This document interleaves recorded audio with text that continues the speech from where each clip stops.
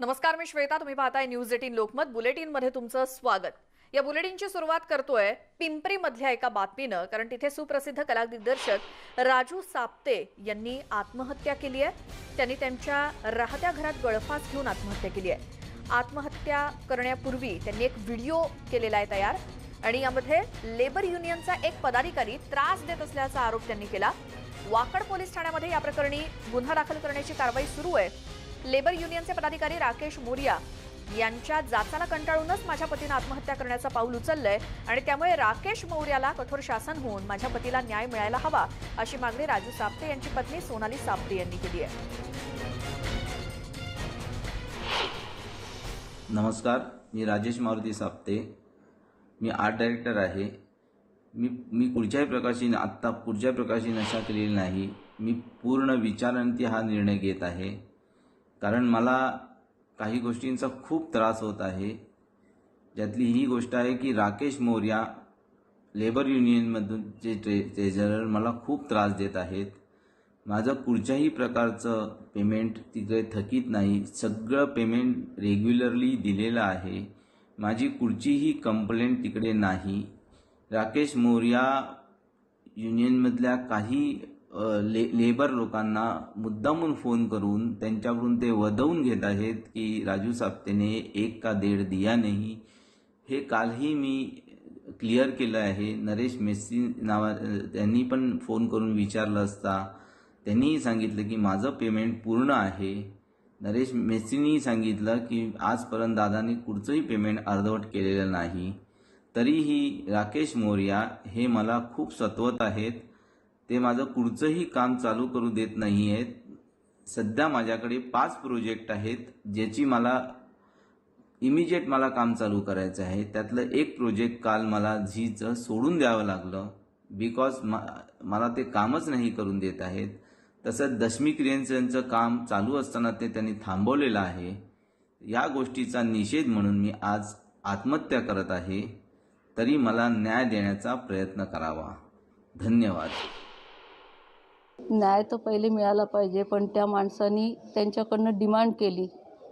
Union labour Rakesh Moriya म्हणून आहे, त्याचं म्हणणं होतं का तुम्ही आमच्याकडे माणसांचं पेमेंट आमच्या युनियनमध्ये जमा करायला पाहिजे होतं. ते केलं नाही, म्हणून तुम्ही आता सगळा 2016पासूनचा हिशोब आमच्या ह्याच्यात जमा करा, नाही तर मग पेनल्टी म्हणून 15-20 लाख रुपये द्या कॉम्पन्सेशन म्हणून, अशी सगळी डिमांड केली. त्यामागे जे लोक आहेत त्यांचा व्हिडिओ पाहिल्यानंतर असं दिसून येतं प्रथमदर्शनी की काही युनियनच्या लोकांनी जे राकेशजी मोरिया आणि त्यांच्या सहकाऱ्यांनी त्यांच्यावर वारंवार दबाव टाकला. हे अतिशय दुर्दैव आहे. मराठी कलावंत अडचणीत असताना अशा प्रकारे टेक्निशियनला त्रास देणं हे चुकीचं आहे. अखिल भारतीय मराठी चित्रपट महामंडळ हे कधी सहन करणार नाही. आम्ही ताबडतोब माननीय गृहमंत्री, माननीय मुख्यमंत्री आणि पुण्याचे पोलीस आयुक्त यांना मेल केलेले आहे. त्यांना भेटतही आहोत. आम्ही सर्वजण त्यांच्या कुटुंबाच्या बरोबर आहोत. आमचे पिंपरी चिंचवडचे प्रतिनिधी गोविंद वाकडे आपल्यासोबत फोन लाईन वरती आहेत. अधिक माहिती घेऊयात. गोविंद, राजू साप्ते यांची आत्महत्या म्हणजे खरंच भयानक प्रकार आहे. कोणाकोणावरती गुन्हे आता दाखल होणार आहेत?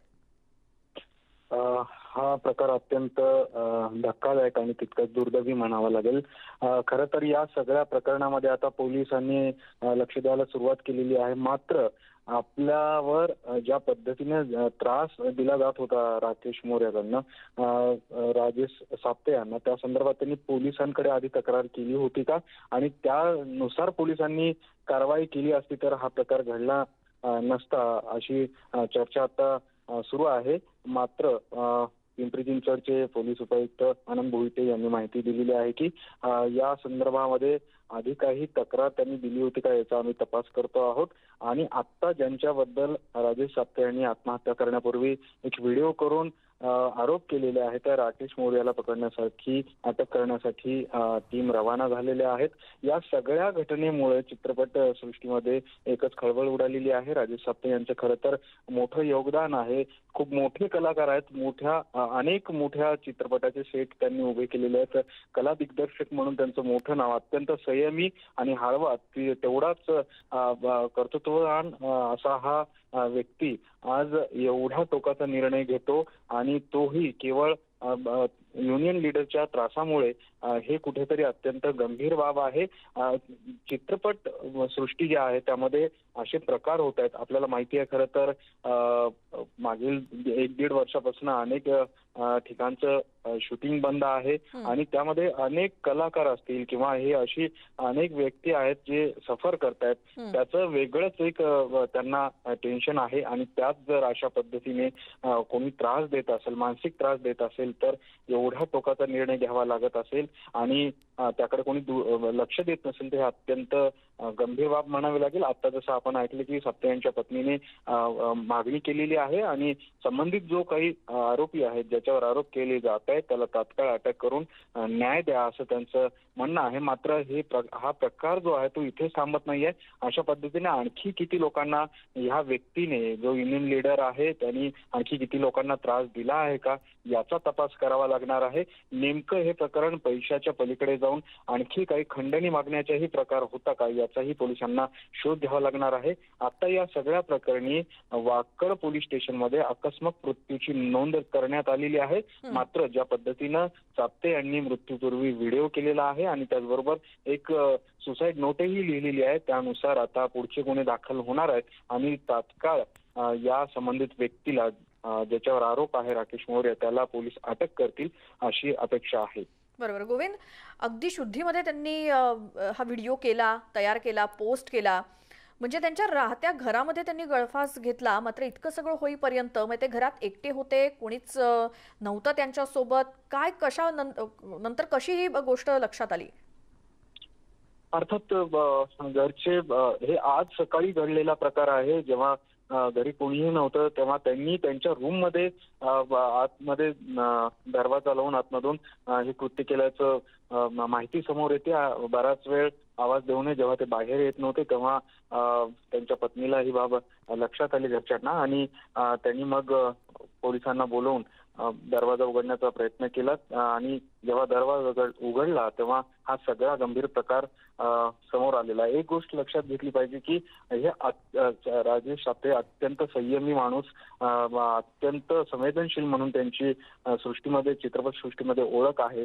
मात्र त्यांना किती टोकाचा मानसिक त्रास सहन करावा लागत होता हे यावरून स्पष्ट होत आहे आणि त्यामुळे कुठेतरी सगळ्या बाजूने या प्रकरणाचा तपास करणं आता पोलिसांना क्रमप्राप्त आहे.